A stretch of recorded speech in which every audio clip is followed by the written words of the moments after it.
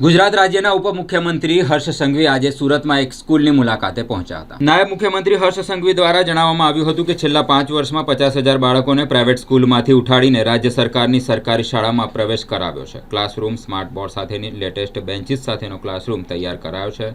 મારે મા બાપને વિનંતી છે કે એમના બાળકોને માટી સાથે રમવા દો, બાળકોને એટલું શીખવાડીએ કે ઘર જેમ સ્વચ્છ રાખીએ તેમજ આપણે આપણું દેશ, આપણું શહેર, આપણી સ્કૂલ પણ સ્વચ્છ રાખવી। આપનાથી પણ વધારે અનેક રાજ્યના લોકો અલગ અલગ શહેરમાં વસે છે, પરંતુ આપનું સુરત એકમાત્ર એવું શહેર છે કે જ્યાં નગરપાલિકા શિક્ષણ સમિતિ દ્વારા એક નહીં પરંતુ અનેક ભાષાઓમાં આ વિદ્યાર્થીઓને શિક્ષણ પૂરું પાડવામાં આવે છે। 6 મહિનામાં 125 કરોડ રૂપિયાના પ્રોજેક્ટો આ જ શહેરના પરિવારોને એમના બાળકોના શિક્ષણ માટે લોકાર્પણ કરવામાં આવી રહ્યા છે। એના થકી આ જ પ્રકારની વ્યવસ્થાઓ સુરત શહેર વધુ ખૂણે ખૂણે મળશે। આપને આપનું બજેટ એ પરિવાર અને બાળકોના હિતમાં અને એનું ભવિષ્ય ઉજ્જવળ બને તે દિશામાં ખર્ચ કરવું જોઈએ। એક માતા પિતા એના પરિવાર વડીલો જ્યારે બાળકને સરકારી સ્કૂલમાં મૂકે છે ત્યારે એ પરિવાર આપના ઉપર સૌથી વધુ વિશ્વાસ મૂકી એમના બાળકને આપણને સોંપે છે, તેમ હર્ષ સંઘવી દ્વારા જણાવવામાં આવ્યું હતું। બાળક જ્યારે સ્કૂલમાં પહોંચે છે તે સ્કૂલ ડ્રેસની આપની જ નગરપાલિકા શિક્ષણ સમિતિ દ્વારા સ્કૂલની વ્યવસ્થા કરવામાં આવે છે।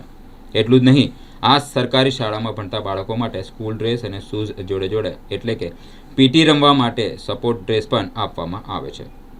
મારા મત વિસ્તારમાં મારા વિસ્તારના સૌ નગરસેવકોને હું વિનંતી કરું છું, જ્યારે સમય મળે ત્યારે જરૂરથી 10-25 મિનિટ આ બાળકો જોડે સમય પસાર કરો, તેમ હર્ષ સંઘવી દ્વારા જણાવવામાં આવ્યું હતું। 50,000 થી વધારે પરિવારોએ એમના બાળકોને પ્રાઇવેટ સ્કૂલમાંથી ઉઠાવીને આપણી આ રાજ્ય સરકારની સ્કૂલોમાં પ્રવેશ અપાવ્યો છે।